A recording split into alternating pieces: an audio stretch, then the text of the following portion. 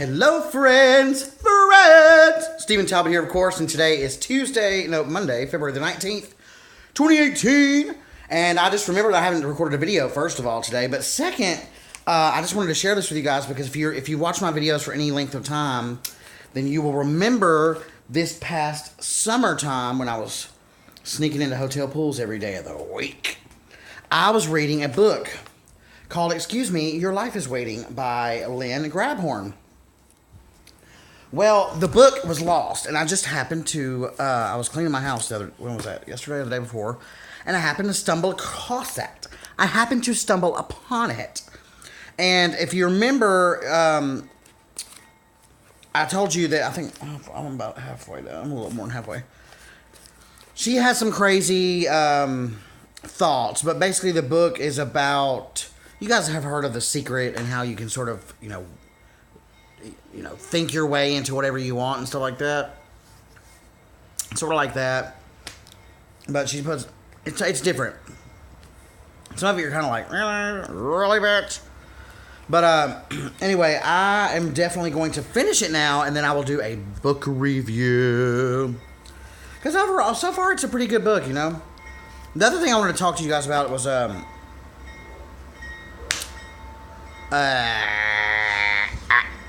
what was it? Oh my God. So I was Postmating today, and I delivered to the largest, most luxurious, beautiful homes I have ever seen in person. And it's funny because I've lived in Nashville all my entire life, but obviously, I love watching real estate shows on TV, and I love watching HGTV and all that. And I watch all the housewives and stuff, so I get to see all their mansions and stuff. But I honestly thought that the kind of house that I delivered to today was something that you would see in Los Angeles or Beverly Hills. It was just so, like, the driveway was just like, it was in Belmead, which is like a really uppity part of Nashville. It was like, all windy and like beautiful, like water features out front with these big waterfalls and like gas lit lanterns everywhere and just beautiful lighting. It was nighttime when I saw it. Well, it got me thinking. It just got me thinking. I think that when we're younger or even when we're older, a lot of times we think, I want to get this Range Rover, and we're gonna have this big old mansion of a house and have properties all over the place or whatever. But then, there's no doubt that it's nice. I mean, there's no doubt that if somebody wanted to give me a house like that, I'd take it. And who's to say that I will become wealthy? Who's to say I won't become wealthy and get a house like that? I don't know. But what in the world? I don't understand what you would need all of that room for. But then again, if you are that wealthy, then you have a full staff full of people. Probably some of those people are living with you. Because my first thought is like, I don't. Who wants to clean all them bathrooms? But if you got a housekeeper and people taking care of you, you probably got a whole staff and you got a bunch of assistants and all that stuff. So, it's all relevant, I guess. Basically. So then I thought, okay, the guy that answered the door, he was older. He was probably 65 or 70, I'd say. But then I got to thinking, okay, and he might be from old money or whatever, who knows. But I kept thinking, okay, I'm 36. I literally grew up in the projects, honey, in downtown Nashville, on the concrete floor. And I've done pretty good for myself. But what is it going to take for me to get to the next level, like that level? So then I thought, God, I mean, and by the way, so I spent today, like, literally, doing or fixing my resume up, like, really getting into it. I applied for about 5 or 6 different jobs. I applied to some Dell jobs and some other jobs. Lyft, their corporate offices here, I applied for a job there. I also applied for a job with a vacation rental management company, actually. But anyway, it just got me thinking, I'm about to go back into the workforce, at least for the time being, so that I can leverage. Now I'm much more experienced. Now I know that while I have all these benefits and have all this 401k and all this stuff from working for a corporation, I can use that and leverage that to, save up my deposit for a house and I can start doing real estate or whatever I decide to do. But it got me thinking that I'm already 36 years old. What in the world would I have to do to amass that amount of money? Where you're living in a $25 million house.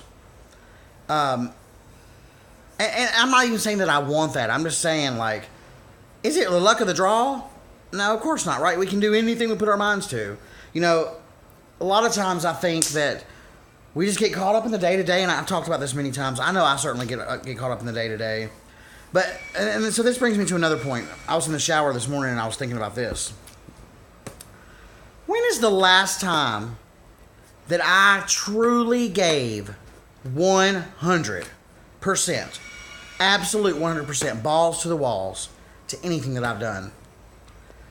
And I don't want you guys to think I'm a slacker, because I'm a hard worker. And, there are a lot of small things I can think of that I've given 100% to, because those are easy. Cleaning the house. I can give 100% and make it spotless. But those are like stupid and not stupid, but you know what I mean, like mundane.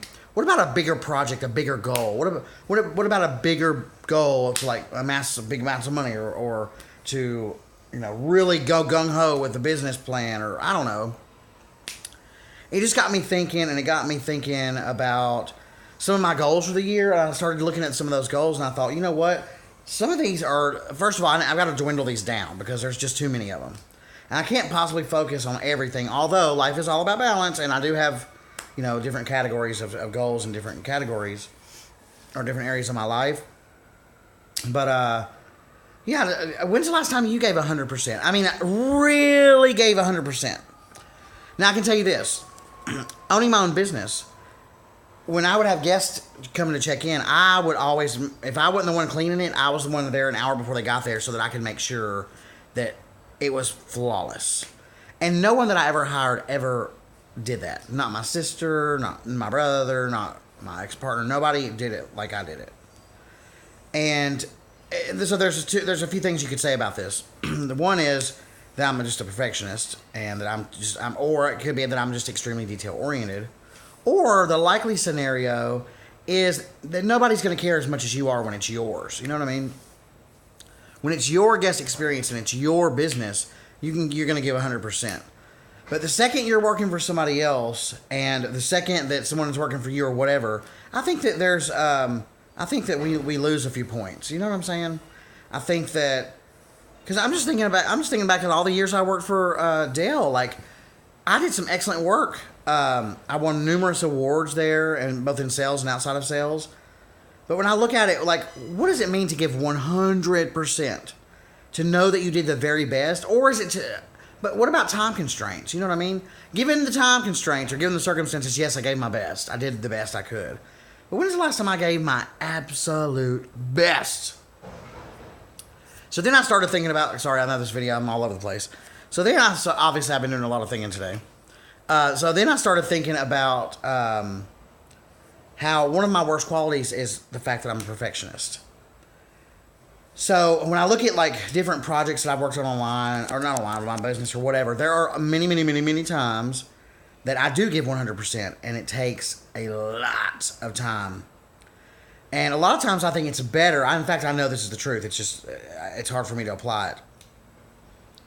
It's better to get something out there and work out the kinks later versus have something that's perfect. Because perfection takes too long. You don't have customer feedback about it. You don't have user feedback or whatever, or constructive criticism about it or whatever. So, I don't know.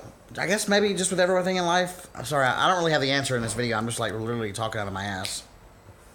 So I guess, just like with everything in life, there's a balance, right? What's the balance between giving 100 and being a perfectionist? I mean, they're linked, right? For me, they are. I don't know. Anyway, what do you guys think? Did anything that I just said make sense to you at all? So I'm going to finish reading up this book this week, and I will talk about it with you guys. I've already shared some really cool stuff out of here in my previous videos. And in fact, I may have to go skim through the first several hundred pages again to I probably won't, actually. In fact, you know what? I named one of the title of the video I'm talking about, where I talk about this book, is called "Excuse Me, Your Life is Waiting." So you guys can go look that up. Look it up, look it up, look what? The other thing, in other news, I did go to the gym today, had a wonderful workout, and guys, the weather is so crazy. It was 76 degrees. I feel like a new me. Isn't this, so look, this goes to show you. Beautiful day today. I'm like thinking outside of the box. I'm back into reading. I meditated today. I meditated. I got up super early this morning and went to the gym. I'm at home and I'm going to be in bed before too late. And I'm not watching TV. I'm reading a book. Telling you guys, the weather, I don't know. When it's like rainy and cold, that's all she got. Anyways, always, I've been going for 11 minutes, sorry. As always, thank you guys so much for watching my... Oh, and did I talk to you guys yesterday? I can't remember now. I did go to choir practice yesterday, too, which was a lot of fun. I always think it's so much fun. Anyway, if you're not subscribed to my channel, please take a moment to subscribe. If you like this video in particular, give me a thumbs up. Of course, if you have any questions, comments, suggestions, concerns, or you think my white ass is cute, please let me know in the comments below. And until next time, enjoy yourself.